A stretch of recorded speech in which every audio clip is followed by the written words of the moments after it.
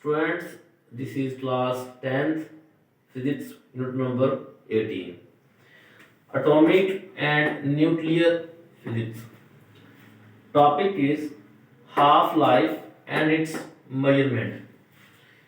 इसमें हमने half life के बारे में पढ़ना है। हाफ लाइफ क्या होती है? हाफ लाइफ वो टाइम होता है जिसमें आधा एलिमेंट जो है, जिस टाइम के बाद आधा एलिमेंट जो है वो किसी दूसरे एलिमेंट में चेंज हो जाता है, उसे हम कहते हैं उसकी हाफ लाइफ। जैसे हमारे पास एक रेडियम 226 हमारे पास हाफ एक एलिमेंट है जिसकी हाफ लाइफ जो है वो 1620 है, यानी 1620 ईयर्स इसकी हाफ लाइफ है। अब क्या है कि 1620 साल के बाद रेडियम 226 जो है आधा हाफ जो है वो किसी और एलिमेंट में चेंज हो जाता है। हम इसे ग्राफ की मदद से पढ़ते हैं। ग्राफ की मदद में क्या है, ये हमारे पास एक n नंबर ऑफ न्यूक्लियाइड्स हमारे पास एक एलिमेंट है, जैसे रेडियम 226 हमारे पास एलिमेंट है। 1620 साल के बाद क्या होता है कि ये एलिमेंट हाफ रह जाएगा, यानी हाफ एलिमेंट जो है वो किसी और एलिमेंट में चेंज हो जाता है। इसे हम जो हाफ लाइफ है उसे हम 1/2 मीन्स हाफ के फार्मूला में लिखते हैं। हमारा जो ग्राफ है वो रेडियोएक्टिव एलिमेंट ऑफ रेडियम के बारे में है, जिसमें हम बता रहे हैं कि हॉरिजॉन्टल हम इसका ईयर लेते हैं, ठीक है, और वर्टिकल में हम इसका जो है वो नंबर ऑफ एलिमेंट्स लेते हैं। ईयर्स को हम हॉरिजॉन्टल इसलिए लेते हैं क्योंकि इंडिपेंडेंट होता है। जो भी हमारी वैल्यू इंडिपेंडेंट होती है उसको हम हॉरिजॉन्टल लेते हैं, और जो हमारे पास डिपेंडेंट वैल्यू है उसको हम वर्टिकल लेते हैं। तो n हमारे पास नंबर ऑफ एलिमेंट है। 1620 साल के बाद हमारे पास जो रेडियम है, रेडियम 226 है, वो आधा किसी और एलिमेंट में चेंज हो जाता है, जिसकी हाफ लाइफ क्या बनती है 1/2 n। इसी तरह 1620 साल गुजरने के बाद, यानी ये फर्स्ट हाफ लाइफ है, ये हमारी सेकंड हाफ लाइफ है। 1620 साल के बाद ये बन जाता है, डबल हो जाएगा 3240 साल। ये 3240 साल के बाद हमारा ये वाला जो एलिमेंट है, ये अब इसका जो हाफ है वो किसी और एलिमेंट में चेंज हो जाता है। यानी पहली हाफ लाइफ 1/2 थी, 1/2 फिर लिया हमने तो 2 और 2 1/4, ये मतलब 1/4 हाफ लाइफ रह जाएगी रेडियम की। इसी तरह ये प्रोसेस चलता रहता है। फिर तीसरी हाफ लाइफ की जब हम आते हैं तो ये 1620 का ट्रिपल हम करें तो ये बनता है 480/60, यानी 4860 साल के बाद क्या होता है कि जो हमारा रेडियम एलिमेंट है, जो हाफ इसका हाफ जो है वो दूसरे हाफ में रह जाता है। यानी स्टार्ट से हम देखें तो ये कंप्लीट था, हाफ हुआ, फिर उसका भी हाफ हुआ, फिर उसका भी हाफ हुआ, तो ये हाफ से हाफ होता रहा है और किसी और एलिमेंट में चेंज हो रहा है। इसे हम कहते हैं कि ये हमारे पास जो है वो इसकी हाफ लाइफ बन जाएगी। तो 1/4 का फिर हाफ लिया तो ये क्या बन जाता है 1/8 बन जाता है। तो ये ग्राफ को पेपर में बनाना जरूरी है, ये हमारे पास लॉन्ग क्वेश्चन में आता है, और ये ग्राफ के जरिए इसकी एक्सप्लेनेशन जो है वो जरूरी है।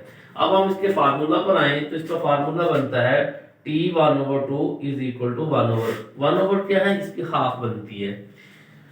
2 मीन्स दूसरी हाफ। जब हम दूसरी हाफ पे जाते हैं तो 1/2 मजीद शामिल हो जाएगा, क्योंकि हमने दूसरी दफा हाफ ले रहे हैं। तो 2 और 2 की पावर 2 ली तो 1/4 हमारे पास क्या बनता है, सेकंड हाफ बन जाता है। इसी तरह थर्ड हाफ पे जब हम आते हैं तो 1/2 लें, फिर उसका 1/2 लें, फिर 1/2, थर्ड हाफ है तो 2 की पावर 3, तो ये 1/8, यानी थर्ड हाफ लाइफ जो है वो 1/8 के इक्वल आ जाती है। फार्मूला क्या बना, फार्मूला हमारे पास बनता है remaining atoms is equal to original atoms 1/2। Suppose कि हमारे पास n0 जो थे वो ओरिजिनल एटम्स थे। ओरिजिनल एटम्स के बाद हमारे हाफ के बाद जो n है वो नंबर ऑफ एलिमेंट है वो रह जाते हैं, यानी ओरिजिनल एलिमेंट n जो है वो हाफ होते जाएंगे। t मींस कि वो नंबर ऑफ हाफ जो है वो चलती जाएंगी, सो ऑन 4 5 6 7 8 चलती जाएगी इसकी हाफ लाइफ। तो जितनी भी हाफ लाइफ होंगी वो n नॉट एलिमेंट्स जो हैं वो उसके ओरिजिनल से आधे रहते जाएंगे। इसी तरह हम इसकी स्टडी करते हैं।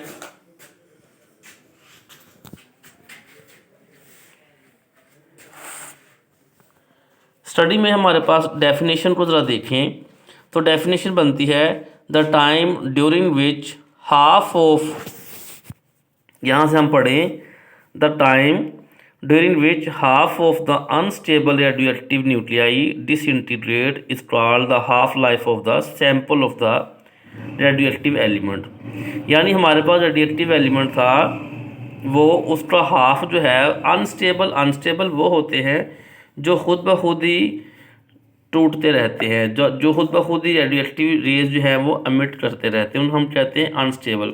ऐसे एलिमेंट जिनका एटॉमिक नंबर 82 से ज़्यादा है वो अनस्टेबल रेडियोएक्टिव एलिमेंट हैं जो खुद ब खुद ही रेडिएशन एमिट करते हैं। तो ये ग्राफ हमने पढ़ लिया, ये इसकी डेफिनेशन है, डेफिनेशन हाईलाइट कर लीजिए। डेफिनेशन जो है वो आपको शॉर्ट क्वेश्चन में भी आती है, तो जब शॉर्ट क्वेश्चन में आएगी तो 2 मार्क्स की हमारे पास ये डेफिनेशन है। इसी तरह हमारे पास ये फार्मूला है जो कि बोर्ड पर आपको ऑलरेडी जो है वो बताया हुआ है। तो ये हमारे पास जो है इस तरह हाफ लाइफ जो है वो चलती रहेगी। तो यहाँ तक ये हमारे पास क्वेश्चन है ये वाला मैग्नेटिक फील्ड तक।